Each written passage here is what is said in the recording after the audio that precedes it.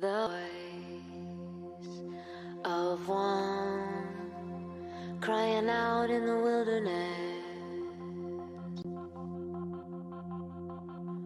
The voice of one in the desert crying out.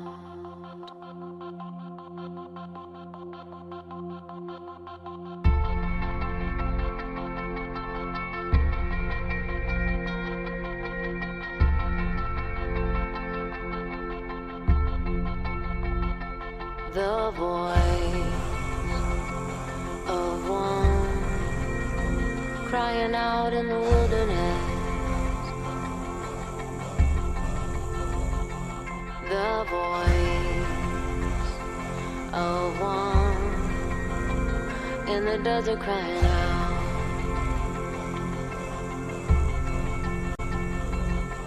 The voice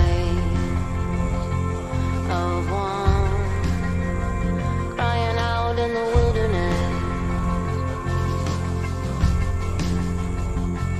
The voice of one in the desert crying out. Prepare the way of the Lord. Hey, good morning, friends. This is Stephen Black, your host with Freedom Realize Live every week, where we are bringing bold truth, bold courage, and bold compassion. Bold truth, because the Word of God really does speak to the matters at hand in our day, especially with human sexuality and some of the bizarre things that we are encountering with. I would say some significant spiritual leaders. I was thinking about this, as I've mentioned the last few weeks, this article I'm writing. They tell on themselves, and part of that was also used in an article that myself and my guest that I'm bringing on today, Christopher Doyle, was mentioned in a Christian Post article, and it was reflecting about Andy Stanley. But there's so many other offenders. The list seems to grow every day of watering down the idea that a human brain, can change. And yet the scripture speaks to it, and we're going to speak to that. But I guess the greatest offenders are those that would offend children. You know, we've been talking about these bills that are passing in, thank God, in the middle part of this country. Oklahoma, we are passing headed to the governor's desk. No more transgender sex reassignment hormones or surgery for anyone under the age of 18 in this state. No more drag queen story hours, thank God. Some states are really starting to take serious offending children. And it's kind of a wake-up call for the church, because I've seen many people not even really understand how the propaganda has really worked. And you may or may not have remembered, but we were on our way to Coeur d'Alene, and Todd Starnes had sent out an email, and I remember it popping up on my phone, and I was really taken back by it. I think it was either New Jersey or New Hampshire. It was one of those states. And well, actually, it may have been Maryland. It's one of those states right there. But he was commenting on a 500% increase in public school gender confusion. Now, folks, when I saw that number, I thought that can't be right. 500% increase. So that means another 500% of what was an increase in children, teenagers mainly, and high school. The demographic has increased that much with gender confusion. And I was just like, wow, I was really taken back. I was thinking, actually, my guest, Christopher Doyle, man, he's in that part of the world. He's going to have his work cut out for him. Talk about clients being lined up out the door because a lot of these people, and after the honeymoon experience wears out, 5 to 10 years, find out that they're very disillusioned, as it was true with Laura Beth Perry Schmaltz on our staff. But with that, I want to go ahead and apologize if I seem a little raspy. I'm actually getting over bronchitis. But I want to go to this passage of scripture. I was actually thinking about heaven and the Lord and what it's going to be like to go into his presence, and the awesomeness of God coming into his presence for those who have truly been repented, but the fearfulness of those who have actually destroyed children's lives. Let's look at this passage. It says, at that time, the disciples came to Jesus. Who then is the greatest in the kingdom of heaven? And Jesus called unto him a little child and said to a child to him and set him in the midst of them and saying, assuredly, I say to you, unless you are converted and become like a little child, you will by no means enter into the kingdom of heaven.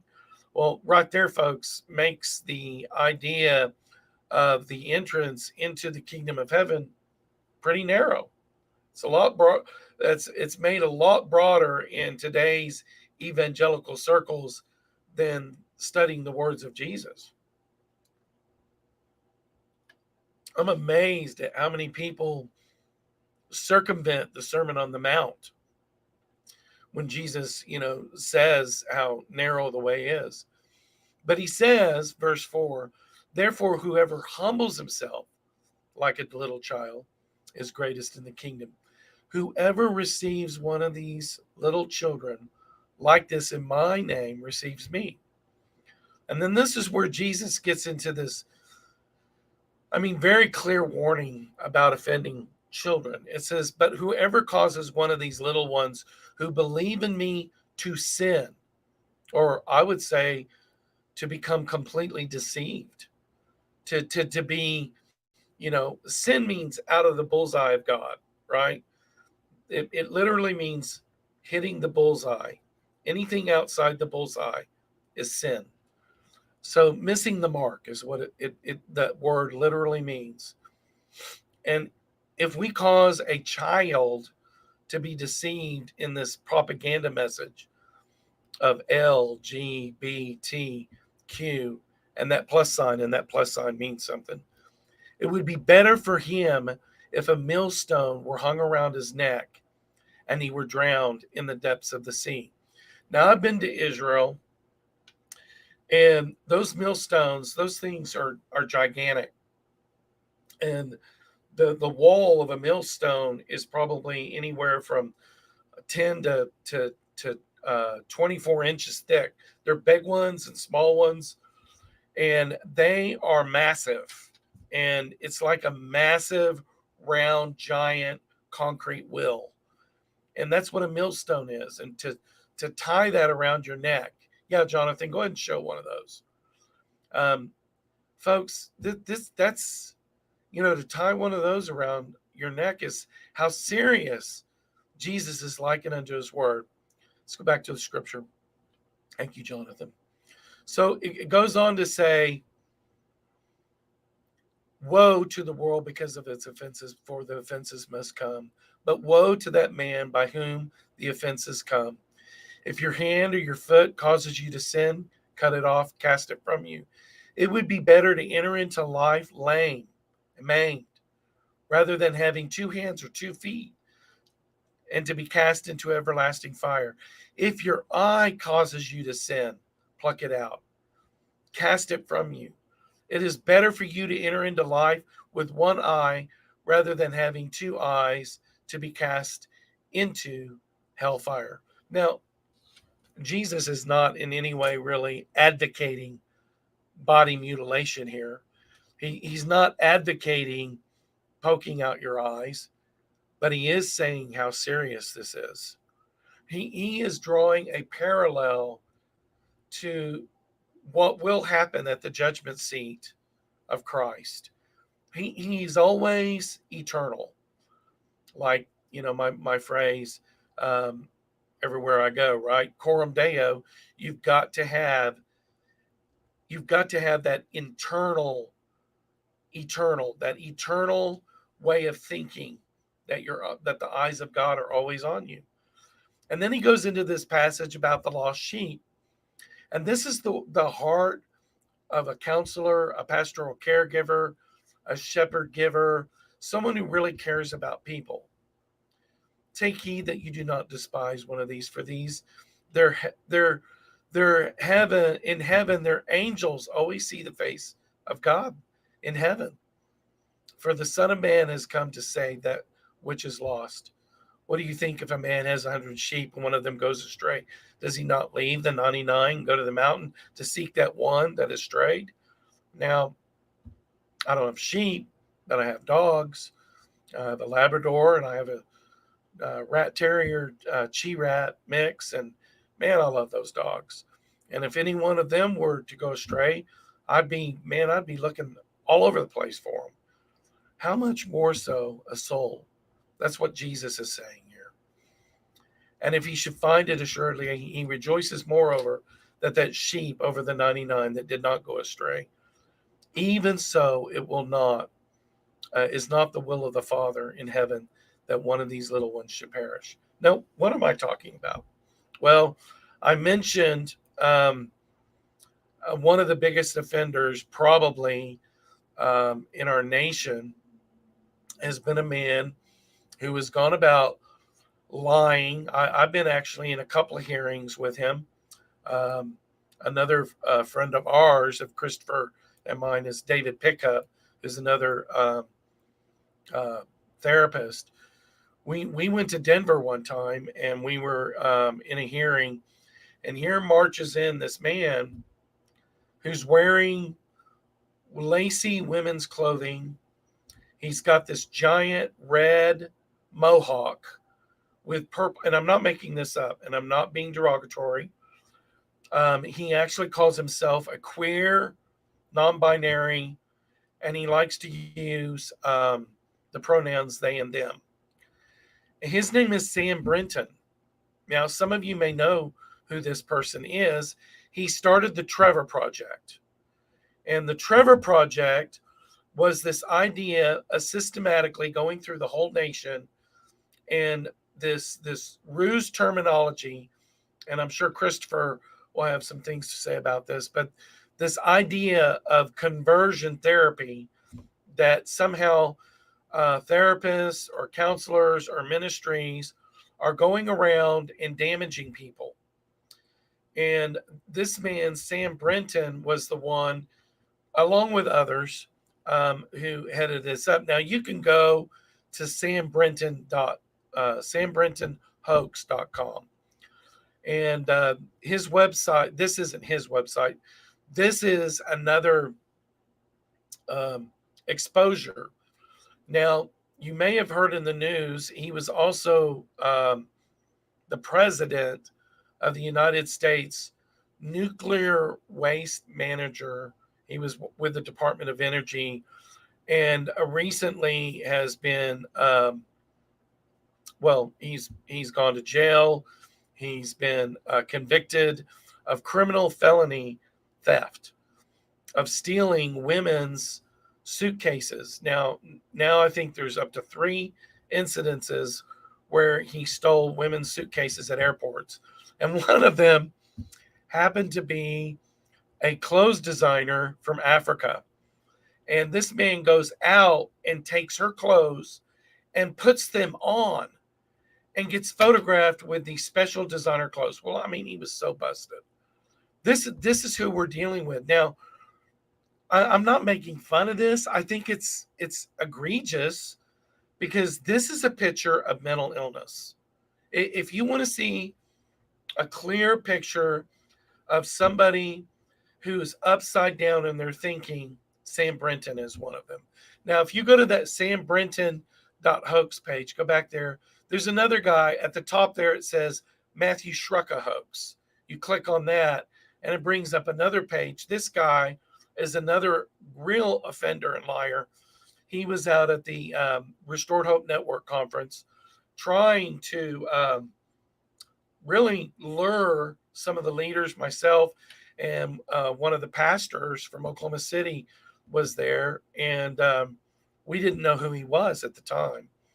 And they go in stealthily, and they try to actually bring harm to the ministries and to ministry leaders. And this guy was one of those that did that, and he's got a history also with Jonah, another organization with I think it's Jews. I don't remember the acronym. Christopher might remember, but terrible lawsuit. Christopher was actually a part of this, and he can talk about that as we get into this. But here recently, and I was thinking, man, I really want to have Christopher on because he's actually written the book with great footnotes on. It's called the War on Psychotherapy, and I think Christopher started writing this a few years ago, and when some of this craziness was going on, and this is kind of the foundation for where we're going today, because we also, Christopher and I, were dealing with it's one thing to have someone like a Sam Brenton, okay, someone very lost in the LGBTQ community.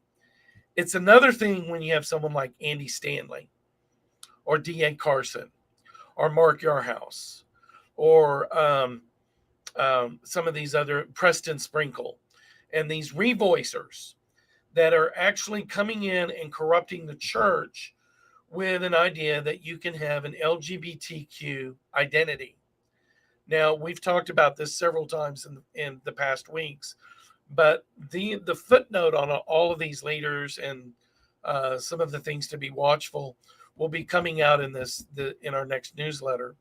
But there's actually a list of evangelical leaders with PhDs, and it's actually quite alarming. Many Gospel Coalition leaders, Southern Baptist, Presbyterian Church of America is supposed to be, Bible believing. That's where Dangerous Affirmations is also a great tool. MD Perkins recently put this out, and it gives you all the footnotes of that as well. I wrote the foreword on this. We were just in Tupelo last week and doing some of the audio recording of this book, and that will be coming out as well.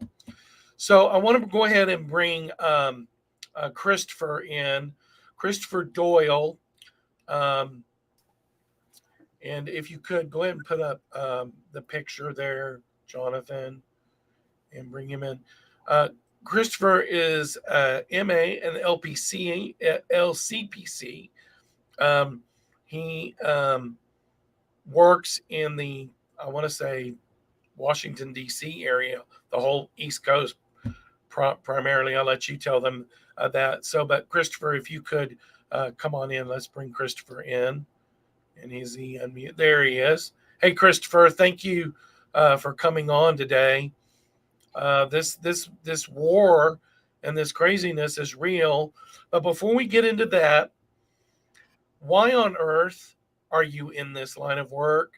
What happened to you in your life that brought you into this place that you would even want to do this kind of work? I think we ask that to ourselves probably several times a week, right? And why are we doing this? We must be gluttons for punishment, right? Yeah. Well, I'm in it just like you're in it, Stephen, because God saved me by his grace, right? He brought me out of sexual confusion from a very young age. I was in my early 20s. And at that point, I knew that God was calling me to go in and help other people because people aren't born gay or trans. And that change is possible. And in fact, it's happening, right? For 2,000, 3,000 years. We see it starting when Paul tells us that such were some of you. And we see it today. And there is a huge agenda by the LGBTQ plus minus sign hashtag little thing that goes above the Mexican letters agenda, right, to squash the truth, right?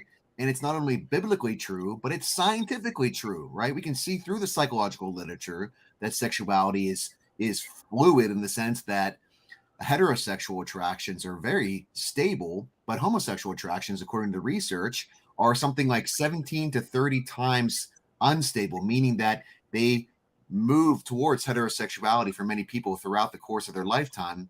But you're not going to hear this in the mainstream media. And this is one of the reasons why I wrote the book, The War on Psychotherapy, because the truth and the actual science is being censored because it's simply politically incorrect. So when you got involved in this, and it's been a couple of decades now, right? I've been coming up on 15 years. I've been doing this Okay. work. But when you started seeing this, we started seeing this. And if we could, Jonathan, click on the Trevor Maps thing. I just want to give a snapshot of the maps. So, folks, you see this thing that the Trevor Project, they put together this inequality is what they call it, but they are hell bent. They originally came out with this idea, 50 states, 50 bans. And so, Christopher, if you could speak to this, that they're literally wanting to ban the most needed people group, I think, which would be teenagers. Right. And what is behind this? When you did your research, I mean, these people are really hell bent on really, and I think, and correct me if I'm wrong, I think it's a way of recruitment. Yeah. So, Christopher, if you could speak to this. Well, they want to cement those people who are struggling with unwanted same-sex attractions and gender identity conflicts. They want to cement those children for a life of torment. And they know, just as we know, that adolescent brain development is so crucial, right, in the teenage years. And if they can stop any sort of therapy to help rewire the trauma that may be causing some of those unwanted same-sex attractions or gender identity, if they can stop that or at least slow that down until someone gets to be 18, that the brain can be on its way of forming almost permanent neural networks. And that's why we know that, even in school and education, right, in countries that start teaching children second languages when they're very young, those children are much more likely to be multilingual by the time they reach to be 18, because the neural networks and the learning and the brain development is so fertile at that age, right? Whenever we get to be adults, it's more difficult, right? It's hard to teach an old dog new tricks, right? So if they can take away licensed legal counseling before young people get to the age of 18, then they can help cement those struggling kids in a lifestyle of torment and torture, and make it much more difficult for them to walk out later. It's diabolical because, like you said, Christopher, the science is on our side. In the Conquer series, they had these brain scans and the MRIs of men's brains who are addicted to pornography, that they can heal after 3 to 5 years of clean out and really getting away from the porn. How much more is the development if you've got a propagation of, little boys wear girls' clothes, children do exploratory sexual behavior. It's child abuse. It is. It's abuse, isn't it? Speak And to that, there's parents, and you see them glorified on the cover of magazines and radio shows and TV shows, right? Where I just heard a story on Ben Shapiro's show a few days ago, where parents were bringing a 6-year-old boy who is gender confused to the state capitol, I believe it was in Minnesota, to testify. And you hear the reporter interview this 6-year-old child and say, "Why are you here today?" And the little boy, who thinks he's a girl, says, "Oh, for trans rights." A 6-year-old. This is child abuse. It is. What 6-year-old should be, first of all, attending any political event, regardless of whether it's sexual or gender related? My kids don't want to do that. No 6-year-old would want to do that by themselves. It is parents projecting their own issues onto that child, and that is legitimate child abuse and should not be happening. Yeah, we've played this video clip from the God's Voice conference where we had, it starts off with Elizabeth. I forget her last name. The mommy fighter. Yes, I'm sorry. Yeah, the blonde. What, I don't remember her last name, but The activist any, mom, right? she's like, have we lost our minds? And then it goes in to all this drag queen story hour, and then it goes into drag kids. Now, that is unbelievable that we are taking little boys and turning them into drag queens and parading them in gay bars. Child abuse. It is child abuse. So this is when you see this map and you understand that there really is a ruse, lying, a diabolical way of handling this politically, and stopping healthy child development in their sexuality. So, Christopher, when you're ministering or counseling, family comes to you, right, and they're dealing with a gender confused child. Sure. And let's say a teenager. Yeah. Mainly that's who we deal with, or older. What's going to be the first things that you start in the process of helping them find truth and freedom? First thing is that mom and dad need to be a part of the process.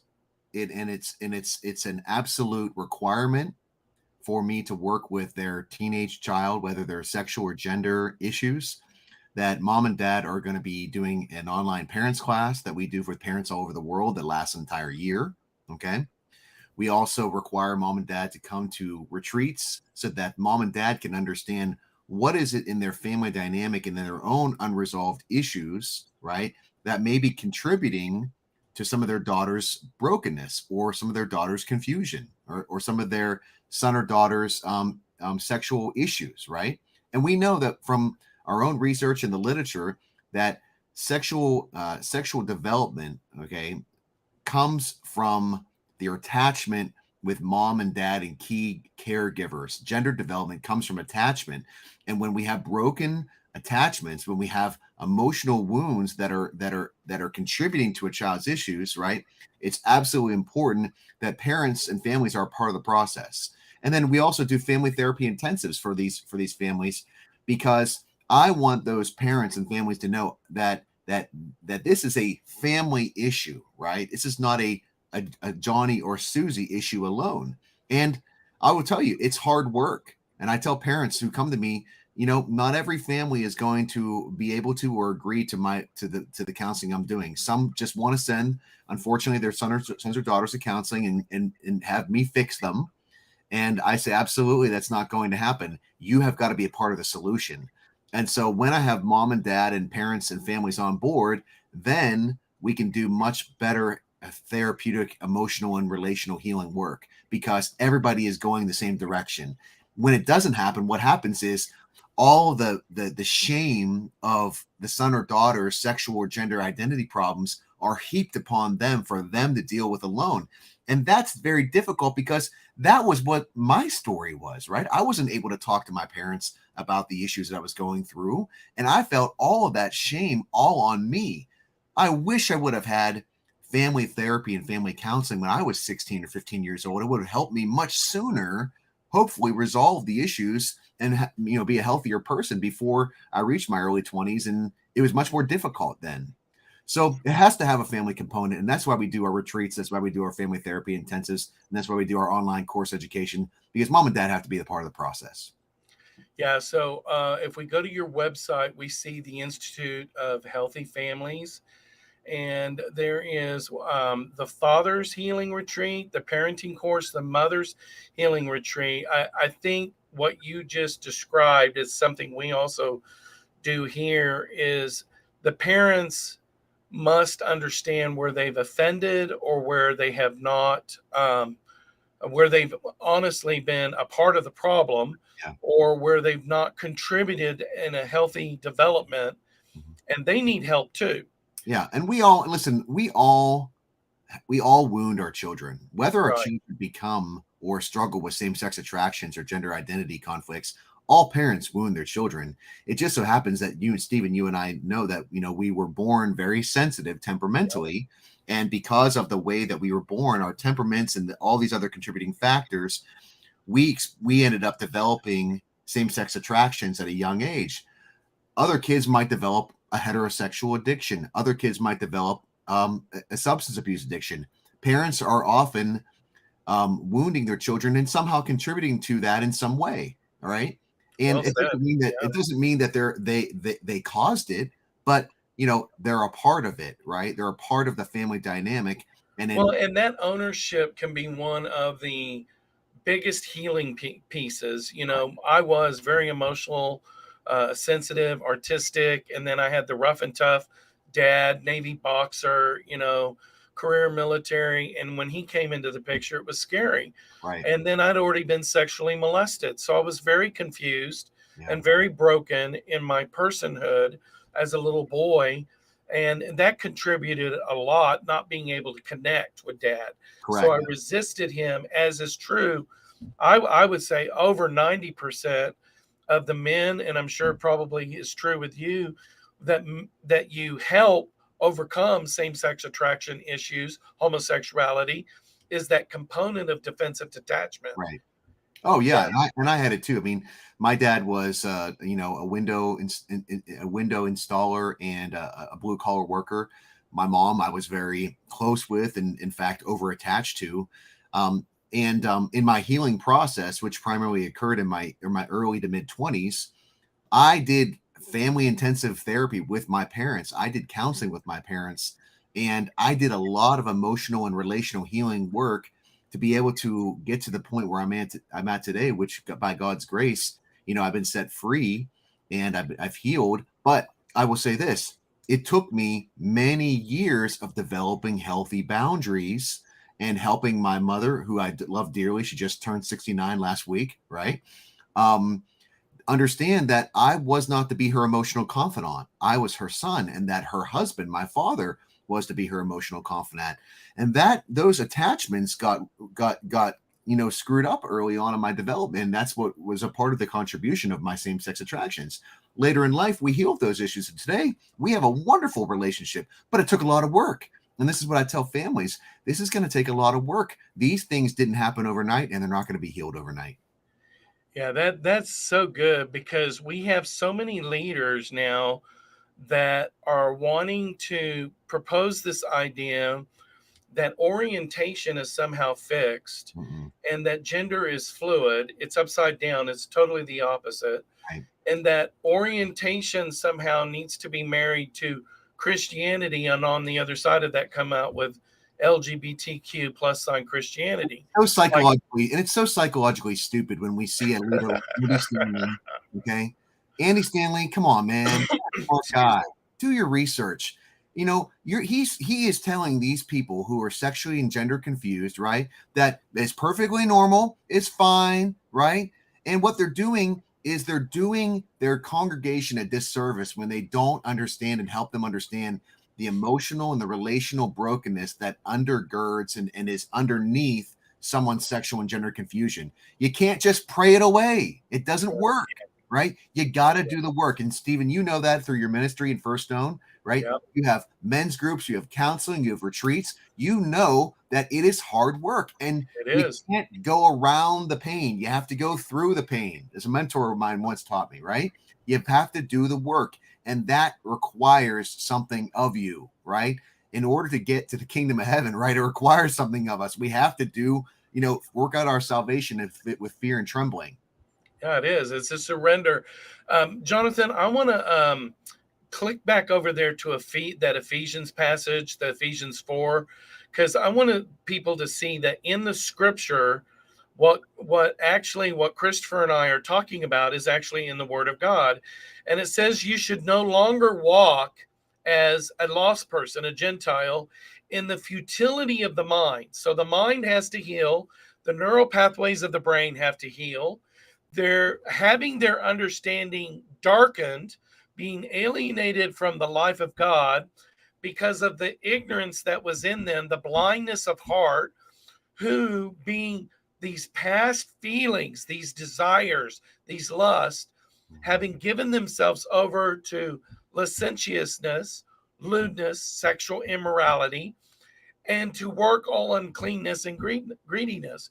Now, what's interesting about this passage is it's actually dealing with the internal world of orientation. Mhm. It really, if Andy Stanley and D.A. Carson and Mark Yarhouse and some of these others that say they love God, I mean, I kind of got into an interesting dialogue with Mark Yarhouse at one of the, I think it was the AACC or I was there. I saw it. and we talked about this, and he said, you've given me something to think about. But then he continues to go on and push this narrative. But Mhm. verse 20 says, if indeed you've heard him and been taught by Jesus, that is, that Jesus is the truth, you don't continue on. And go ahead and open that up to verse 22 through 24 there. Because this is really important, because it goes on to say, put off concerning your former conduct the old man in its deceitful lust. And that takes work, doesn't it, Christopher? That's what we're talking about. It literally right here says that your mind needs renewing. Be renewed in the spirit of your mind. And the Bible would not teach us this if it were not possible. And of course, a lot of people's go-to passage is Romans 12, verses 1 and 2. And that this new man, which is according to true righteousness and holiness, doesn't go around saying, I'm a gay Christian. And this is what the revoicers are really doing a disservice to the body of Christ. Yeah, I couldn't agree with you more. It takes a lot of suffering for us Christians to be able to walk a narrow path, right? It's not an easy thing for us to do, and God never said it was going to be easy, but God did say He would never leave us or forsake us. And I think that we water down the gospel when we tell people from the church pulpit or from our own our homes that the Christian life is going to be an easy one. Okay, that you're not going to have any suffering or you're not going to have trials, right? Right. Our culture is instant demand, everything on instant, right? Demand, and it don't work that way in the Christian life. And we have to be training our children and training our friends and our community members that this is going to require some suffering and some work on your part. This is going to require a journey. And I tell this to my clients from the very beginning. I say, listen, my clients tend to be with me a few years. Are you prepared for that? Right? Because if you think this is going to be an issue that's one and done in a couple months, I'm probably not going to take you on as a client because you're going to be sorely disappointed. Yeah, we tell people, especially if they've had any acting out and they're over the age of 25, we tell them they're going to have to at least invest 1 year, if not a couple of years. And you think about that in time, in actual time. What are your sessions? An hour, 90 minutes? Yeah, an hour. Yeah, ours are 90 minutes. And we see someone maybe every other week. Well, 52 weeks in a year, that's 25 at the most, Right. that you're going to see. Not a lot of time, really. And it says, the research actually says that it takes 50 hours to really get to know someone, right? 50 Right. You think about that. So I say to my clients, listen, if it takes 50 hours for us to really develop a relationship, think about coming to see me once a week for a year. And after that, you're going to start to see some progress, right? Not because I have this magic touch, but because you're doing the work, right? You got to do the work on yourself, and you got to submit to God's work in the journey that God has you go on. And that means confessing yourself, right? Sharing yourself, confessing your sins with not just God, but with someone else, right? Yeah, that's a great reality check. 50 sessions. That's over a course of a year. Hey, instead of 50 bands in 50 states, let's do 50 sessions, 50 in 1 year, right? That's our new slogan. Yeah, it should be, because there's freedom in Jesus Christ, and there's freedom in really doing what we call the mourning in your state of loss as grief, to really do the work The hard work. And that morning is important. And you know, I did a documentary a number of years ago. We filmed it with a client, an actual client, for about a year and a half. And unfortunately, the documentary film producer ended up being kind of a gay activist and kind of duped me. But the reality of the documentary, which actually it's called The Sunday Sessions, you can view it on Amazon, right? This was a young Catholic man that went through, a couple years of therapy with me, and we filmed the sessions once a month. And during the middle of his therapy, he went through a deep state of depression.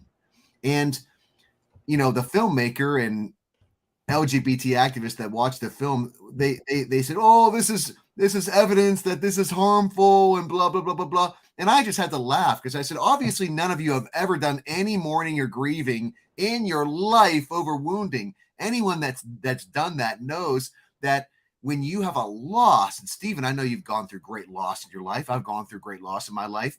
I've gone through periods of months where I was mourning and grieving that loss. You have to do that in order to be able to break free and to resolve those issues. There it is right there. And actually, it's free. Yeah, you can watch it for free.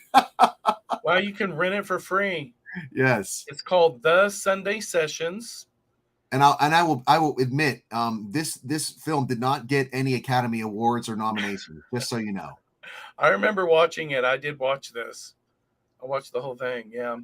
And it really did. And it was a Catholic family, correct? Correct. Right. And of course they were trying to reconcile this with their faith as well. Mm-hmm. And that had a lot of angst in it as one actually pretty huge component. Yeah. But you know what was great about this young man, and I haven't talked to him for a couple of years, but the last time I followed up with him, he's doing quite well. And at the end of the documentary, he stands firm in his Catholic faith, and he gives sort of an inspirational saying that he held on to his faith, that he's still there, and he was working through this, and it was bold and courageous of him to do that. I didn't think anybody would ever do that. And in fact, when the filmmaker approached me to do this, I laughed. I said, no one's going to go on camera to expose themselves like this. But you know what? He did. And it was an interesting project. I probably wouldn't do it again, but I will say that it's a real life testimony that people do experience healing and change in this process, and it happens. And you offer, if we could go to the Keys to Your Child's Heart Mother's Healing Weekend, you're offering these different weekend retreats. I see this one is coming up at the end of April. Yeah, so this one that you're showing right now on the screen, the Inner Child Healing Weekend, this is geared towards men really of all walks. It doesn't matter what your sexuality is to attend this retreat. We hold it, as you can see, at a beautiful lake house on Lake Anna in Virginia. And it's a small group. It's about 20 guys that will be there. And we're really working through and getting to the heart of deep childhood issues. And we call it inner child healing because what we do is we educate the guys we're working with that, there's different areas and different ages at which you were emotionally wounded. And those wounds sort of get, when they're not healed, they sort of get trapped and they kind of fester there when you don't deal with those. And it creates different types of symptoms and reactions: sexual addiction, unwanted same-sex attractions or gender identity conflicts, and a host of other issues. And so it's really applicable for all. The other retreat, and that's happening at the end of May. The other retreat that's coming up at the end of April, this one is a very unique. I really don't know another organization that does retreat specifically for mothers and fathers. This one's geared for mothers whose children are LGBTQ or struggle with same-sex attractions or gender conflicts. This is just for mothers, and it's a powerful event where moms all over the United States and also internationally, we have mothers that come internationally, come together in a small group. It's usually about 10 to 12 moms, and we really work on helping moms get in touch with their own unhealed emotional wounds, and also helping them learn how to develop healthier relationships with their children and become a better parent coach for their child. And this is really important because mothers and fathers, when they're walking this journey where their child is struggling with their sexual and gender identity, it's a very lonely, isolating journey, and everything out there is saying, oh, just have your son or daughter be gay, have them be trans, this is totally fine. And Right. we know that the clients that we're working with and our values say that that's not really what we're trying to do. We're trying to reach healing. And so it's a very lonely, isolating thing, especially whenever you have churches like Andy Stanley's church that's offering retreats just to affirm this and not Yeah. help healing, right? Yeah, So that's right. there's not a lot of resources out there that help families get to the heart of why this might be happening. So I pray that someone close to Andy Stanley will help him understand that he is in error, that he needs to seek out the First Stone ministries and organizations like ours to educate himself and to help him understand that there's something else you can do besides simply affirm a gay or lesbian or trans identity. There's much more different options, and healing and change is possible. Absolutely.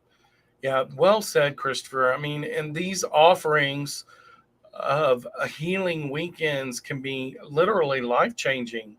And, for even someone like an Andy Stanley, if, one of these leaders that are confused about this would humble themselves to actually receive. And I like Andy Stanley. I think he's a good, I mean, I always thought he was a good pastor in the sense of I liked his teaching, but he has definitely gone off the rails when it comes to this issue. He really has, and it's really unfortunate.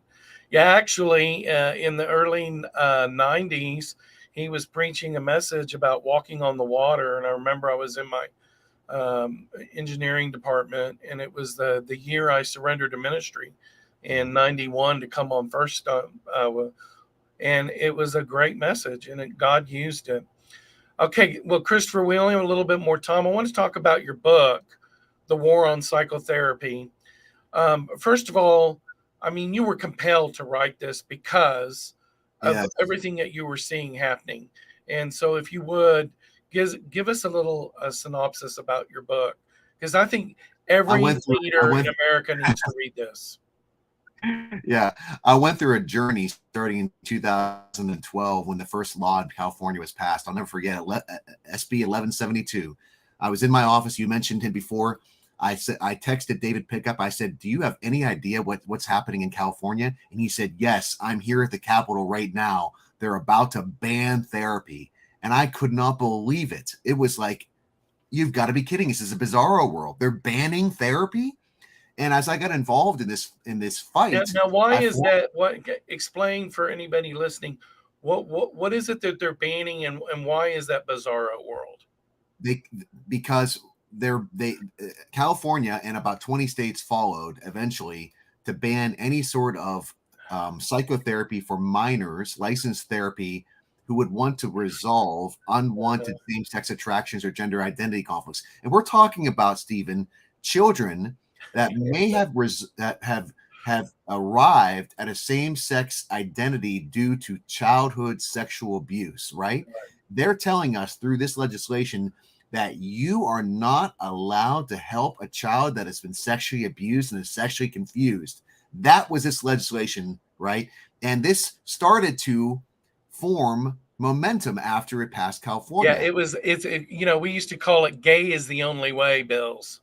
Yes. I mean, that's what it is. They're basically saying we're going to take away your options for really good, healthy, pastoral care, discipleship, good therapy, good talk therapy. It's not. Yeah, I mean, you don't have a machine that you're hooking people up to, do you, Christopher? No, in fact, this was one of the things that I was along in my journey starting in 2012 when I first testified in New Jersey. And one of the stories I tell in the book is a transgender activist. His name, transitioning to a woman, was Brielle Godani. And I was in New Jersey, Trenton, New Jersey. And by the way, I made 3 trips to Trenton, New Jersey, and I hope I never have to go back there because the place is miserable. But New Jersey is where the state capital is in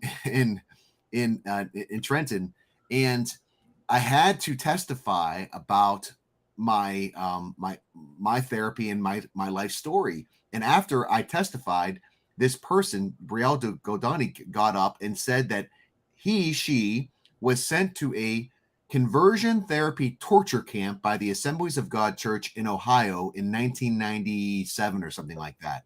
It was subjected to electric shock therapy, IV inducing fluid to help to make her throw up at the sight of pornography, and was given indoctrination into dating. She was very specific. There was 12 boys and there was 12 girls, and we went on dates and we would learn stereotypical gender, blah, blah. And the name of the camp that I was sent to was called True Directions, right?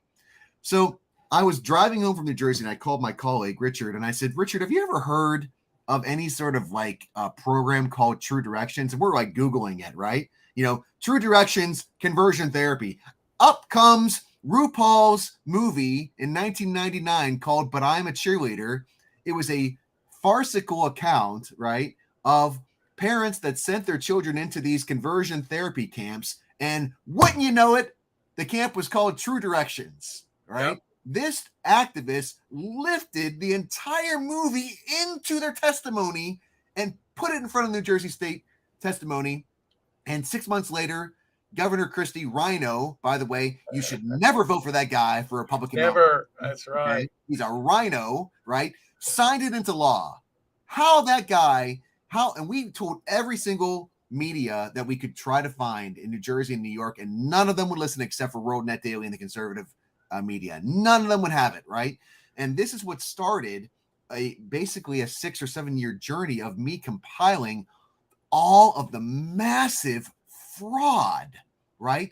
People like Brielle Godani, and you mentioned Sam Brinton. Sam's story is now complete. Literally, he lied right there on the stand.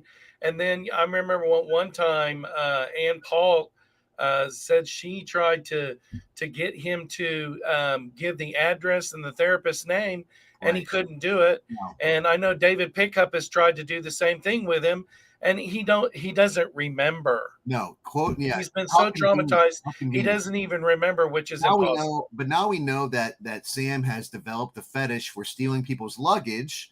And I don't know, by the way, Stephen, I have to correct what you said in the beginning just for legal and liability purposes. I don't think that Sam has been convicted at this point.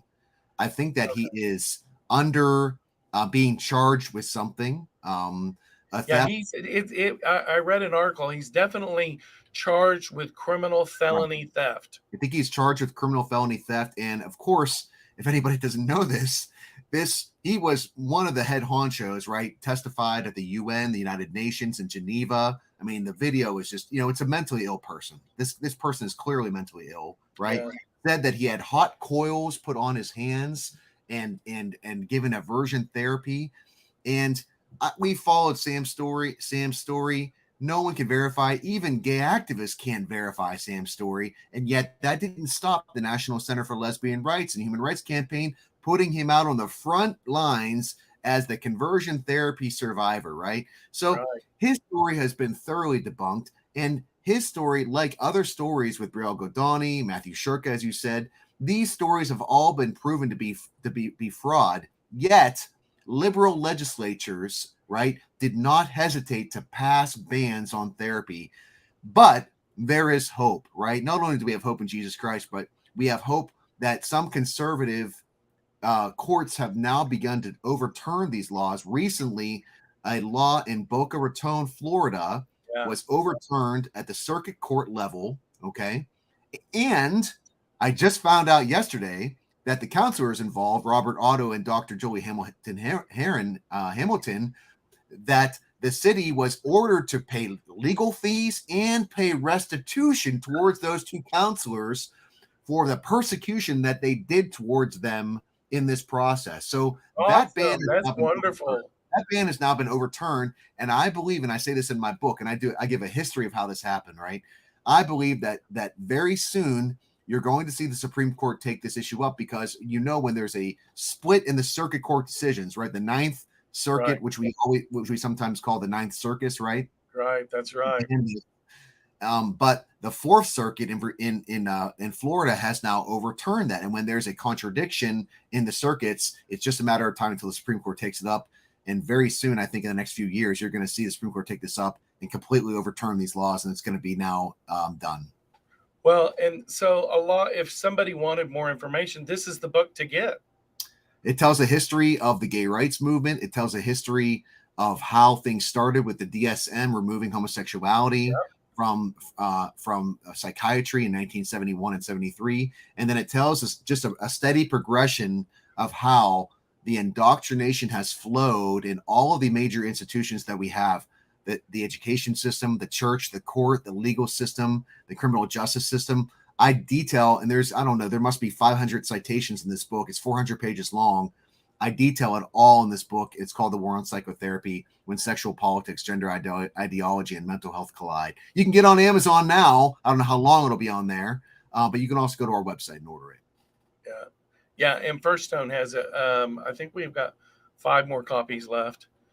But yeah, you definitely, if you're a leader in dealing with this issue and really want understanding, this is an excellent book. I read it when it first came out, and I was so blessed by the good footnotes and pointing back to the information that you need on this topic.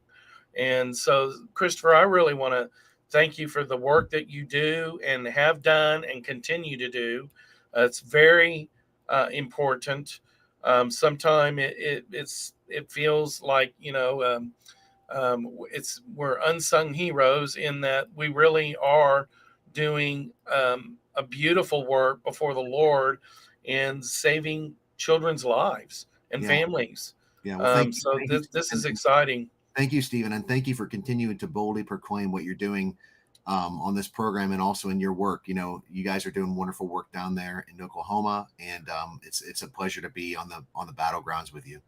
Yeah, and we'll definitely want to have you back here as well. We are continuing to do Freedom Realized weekends, like we'll be in Skytook, Oklahoma. We are just recently down in Tupelo recording some stuff that the American Family Association will be putting out for the Pride Month.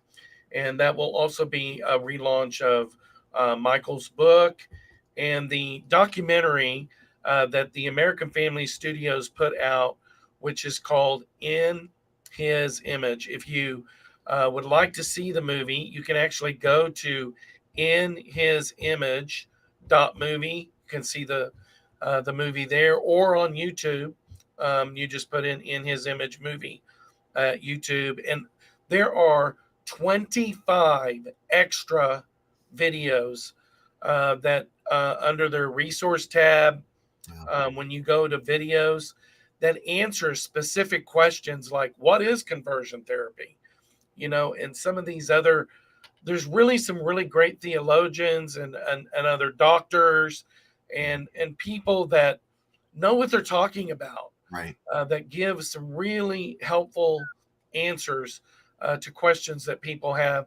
And Michael and I just did a taping on understanding this poor theology. And so that will also be coming out as a Cultural Concerns Institute DVD that AFAS, American Family Association, their subsidiary American Family Studios, will be putting out. So, I have my book also, Freedom Realized. Excellent book. You can get help there. You can get help. You can see Christopher's book at his website at it's the Institute of Institute for Healthy Families.org. And also, Stephen, just so you know, we're a nonprofit organization, so we're able to help families all over the world through teleconference and webinars and online parent education. So if you're not in Virginia, where we're located, that doesn't mean you can't reach out to us for help, because we work all over the world. So you can do a Zoom meeting with Christopher or his staff. So you can go to his website and you can say click to connect down there by the map, and you can get a hold of Christopher there.